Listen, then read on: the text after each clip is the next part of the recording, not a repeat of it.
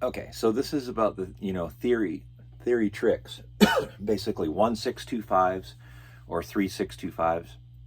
Um, because these things are used for, you know, they're all through standards all over the place. Because, 2 5 is very common. But also is a 1 6 2 5 and a 3 6 2 5, stuff like that. So say if you're in the key of B flat, say oleo, right? So you have, this is the basic shape that you want to just kind of focus on is B flat. Then you go up to this fret. So it's like, it's this far away. I'm not going to say, because it depends what key you're in, but it's always going to be the same shape, So you have this, and then you have this, and then, so it's a 1 6 2 5. If you did it from the other string, starting on this string, it would be this shape.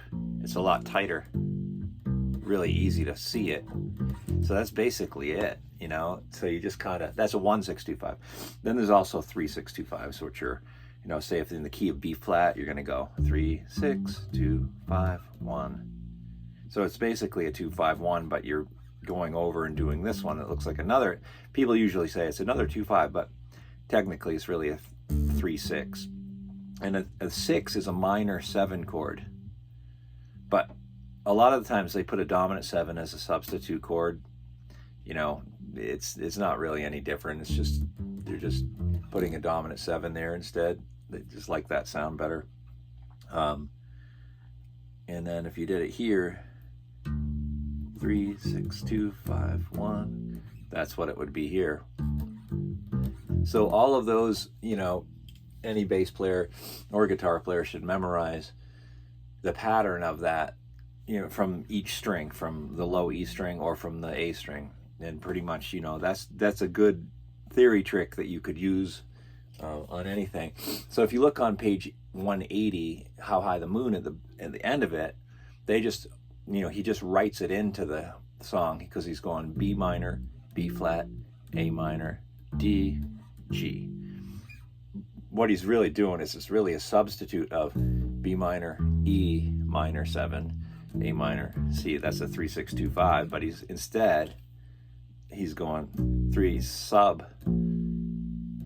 He's doing the substitute. And then what that is, to get technical with it, it's like, here's the 3, here's the 6, here's the 2, the 5, and here's the 1. So what he's really doing is he's going, here's the, that's the 6. What he's doing, he's going down, is really just going down a half step, but it's a tritone thing. They talk about tritones all the time in jazz, where you can substitute a chord for, instead of doing this one, you can do a tritone down, which is a sharp 4,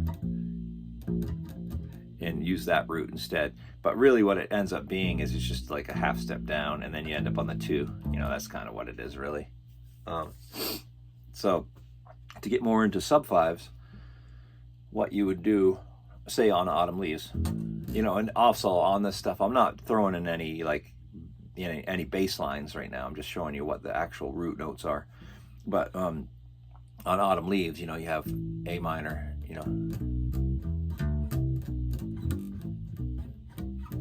if you just take it that far, 2 5 1 4, right? 2 5 1. So if you're on, you could go, sorry, that just sounded like crap, sorry.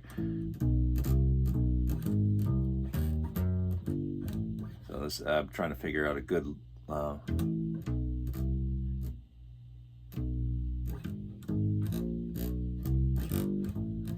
so that's basically what it is. It's not the best bass line in the world, but it's like A minor 7, and instead of doing the D7, you do the A flat 7.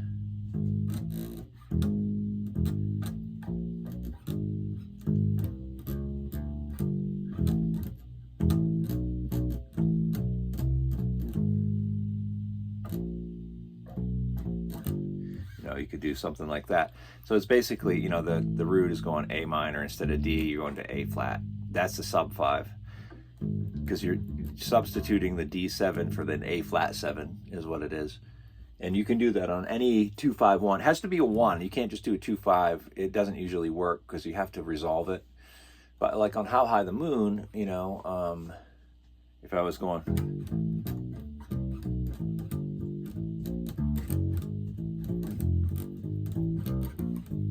F, E,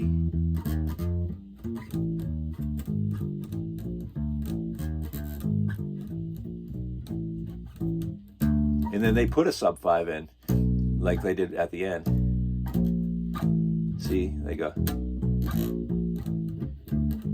Or you could even go like this, sub 5, sub 5. You could go like that instead. So that's the basic gist of what a sub 5 is.